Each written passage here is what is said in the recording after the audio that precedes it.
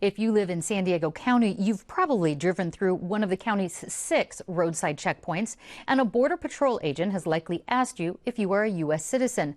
But do you have to answer that question? One group is refusing to answer, and they're posting their checkpoint confrontations on YouTube. U.S. citizen, sir? Respectfully, sir, I do not have to answer that question. Sir, are you a U.S. citizen? I don't have to answer that question, sir. What's that? I don't have to answer that question. I'm sorry. I'm a private citizen. I'd like to freely travel down this road without having to answer questions from federal agents. Unless we're living in a police state, unless this is Mexico or Nazi Germany, it's still America, and I can travel down this road without having to answer questions from federal agents. And all you have to do is say, I'm a U.S. citizen, and right. you'll be on your way. But this is a matter. You're making a big deal about it. This is a matter of principle to me, sir. Here to talk about the principle and about what the Constitution says about your right to refuse answering those types of questions is David Loy, Legal Director of the ACLU in San Diego and Imperial counties. Welcome back, David. Thank you.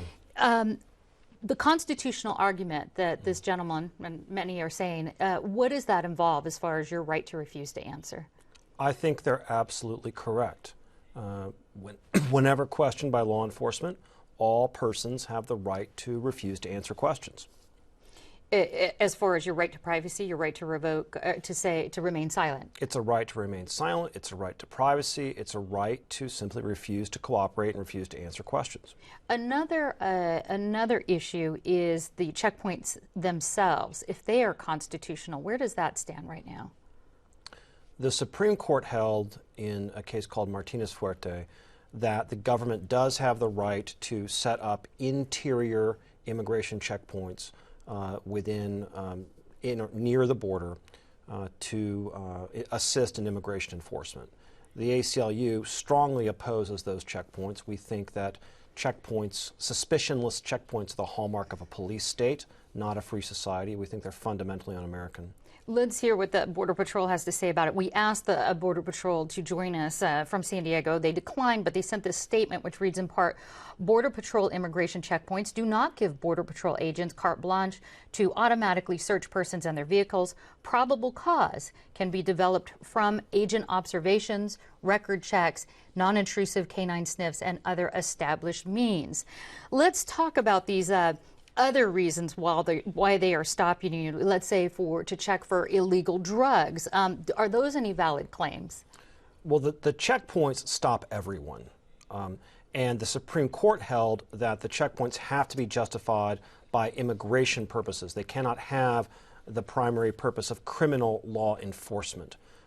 The Border Patrol, in our view, is pushing that line very hard. I think there's a fair argument to be made that they've outlived their purpose and they're as much or more about criminal enforcement than immigration enforcement. The Supreme Court has been very clear. The government does not have the right to use checkpoints for general criminal law enforcement. And so I think we're getting close to that line. Without probable cause, of course. Well, a checkpoint, by definition, there is no probable cause. Okay. I want to, since we're talking about checkpoints, I want to make a distinction here and see if you can clarify for us the DUI checkpoints, let's say throughout the city, for drunk driving. Do people who are stopped there have to answer, are you drunk, or any of the questions proposed there by local law enforcement?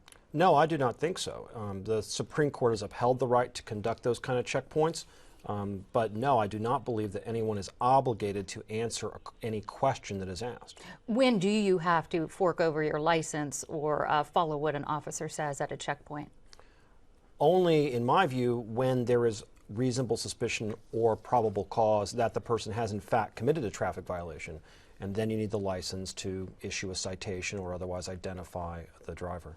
What would you recommend, let's say, to your clients or people watching this when it comes to answering questions by Border Patrol agents at checkpoints?